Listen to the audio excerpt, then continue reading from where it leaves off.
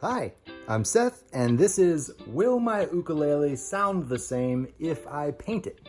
I'll be using a Makala Soprano ukulele to demonstrate. After experimenting on many types of ukes, I've decided that these instruments are very nice and inexpensive right out of the box and good for painting. The other instrument I'll be demonstrating with has been completely covered in paint and has 9 layers of clear coat. It's also a Makala Soprano.